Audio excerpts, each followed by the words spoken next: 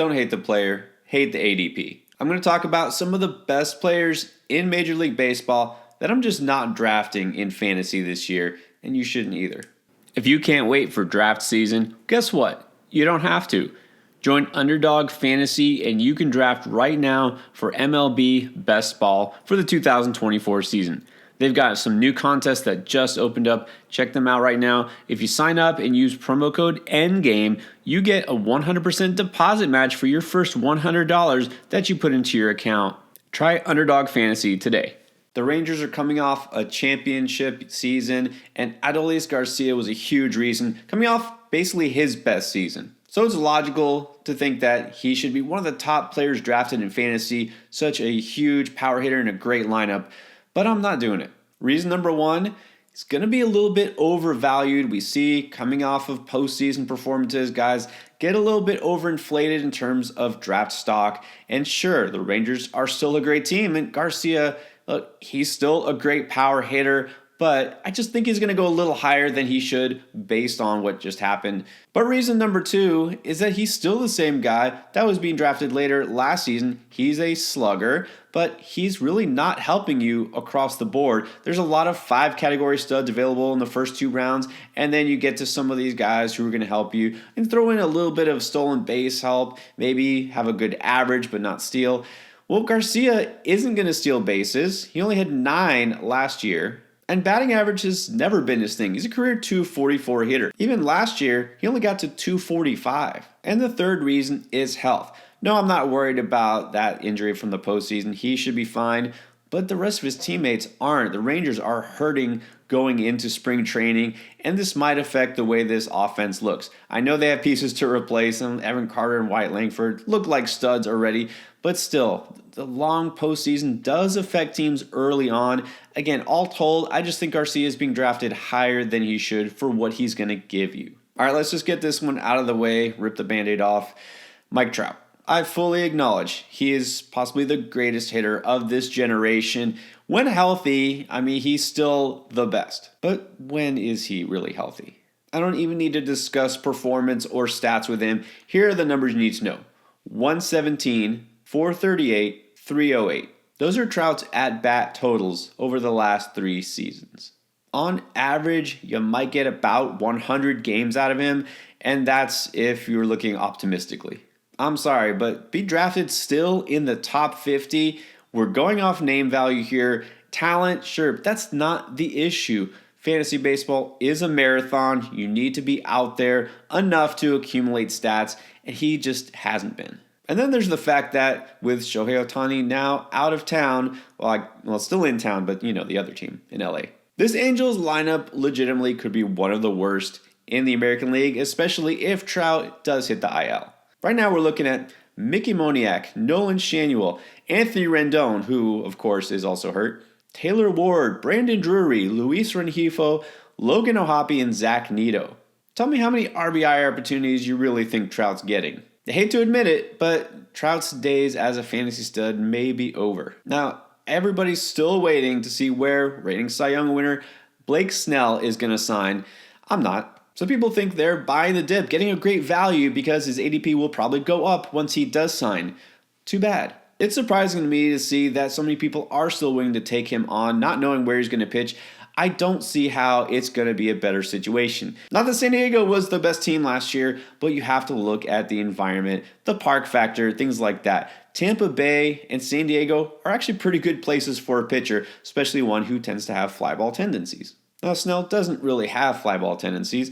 He does have walk tendencies, though. This is why even despite being dominant last year and being one of the better pitchers in the game, he's still averaging a whip of about 120 over the last 5 seasons. You know what you're getting with Snell. A ton of strikeouts and a ton of walks. Look, 1.20 as a whip. In fact, he has a career 1.24 mark. It's not bad, but it's not elite. And the ERA is something that can definitely fluctuate, especially if he goes to a situation that isn't as good. Then there's the whole fact that he hasn't pitched this spring. Will take some time to ramp up. This is how injuries happen. This is how guys get off to slow starts.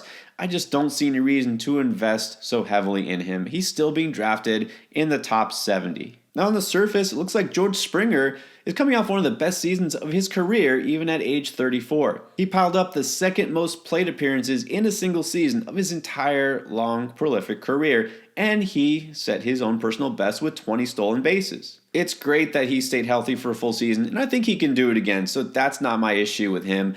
Past injuries are in the past. But even though he did steal more bases, just like a lot of people stole more bases, again, that's not as significant as it used to be. A 20 steal season, there were 50 guys who did that. Meanwhile, his power numbers were pretty good, 25 home runs, but underneath the hood, you can see that he's continuing to struggle in terms of not just average, but slugging percentage. In fact, his expected slugging has plummeted over the last couple of seasons. He put together a slash line of 258, 327, and 405 last year. It's good, but it's not great. If Springer's going to continue to hit leadoff and stay healthy, yes, he can still compile some good stats for you over the course of the season, but I think it's feeling a little bit riskier these days. This is a pick I'm not outright avoiding, but again, I'd prefer to get more of a discount. Now here's a player I am just avoiding, Cedric Mullins for the Orioles. We know a couple years ago he broke out, was a revelation, a league winner in some cases, but we've seen the decline the last couple years, and we can't just blame injuries for last season. Mullins stole 30 bases in back-to-back years before the rule changes, talking about the 21 and 22 seasons. But then how is it that last year, when everybody was running wild, his steals dropped down to 19?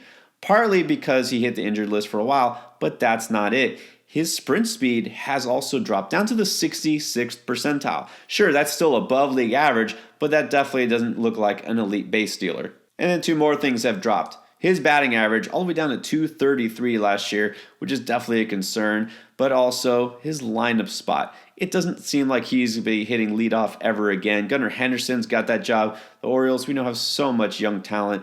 Mullins, if anything, will probably be relegated to the bottom of the order, and that's even if he's an everyday player at this point. This feels like a classic case of a player who put it all together in his prime age and now is just seeing a decline. Let's go with another outfielder, this time Jorge Soler of the Giants. There are two main things that kind of scare me off of Soler.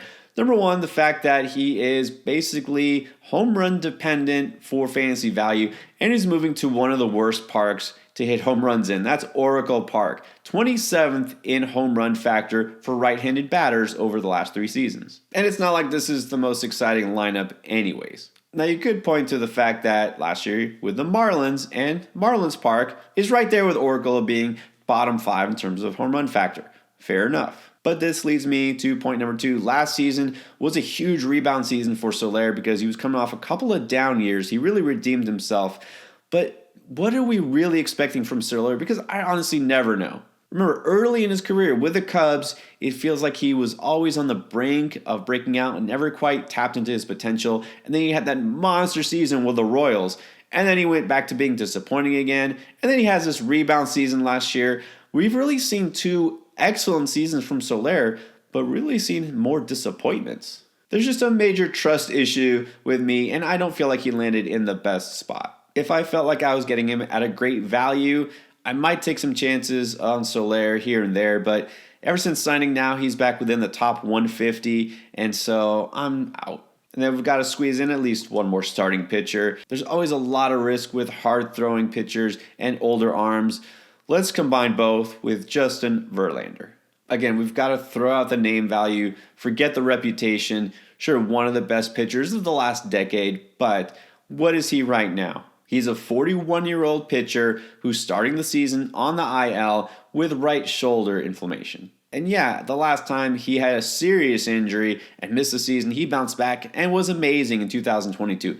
Last year, he was good, but he wasn't vintage Justin Verlander. Ratios were fine, but we saw for the first time his strikeouts definitely took a hit. He was striking out less than a batter per inning. Now, I could add on to this list and say I'm also not interested in Max Scherzer, Jacob deGrom, Verlander. These guys once were dominant. I'm just not taking this chance to stash them on the IL and hope that they show flashes of their old form it's just not worth it. Those are some players I think will take a step back this year, or I'm just out based on their draft position. But then there's my all breakout team. Guys, I'm all in on some young, exciting players that you should be drafting. Check out that video.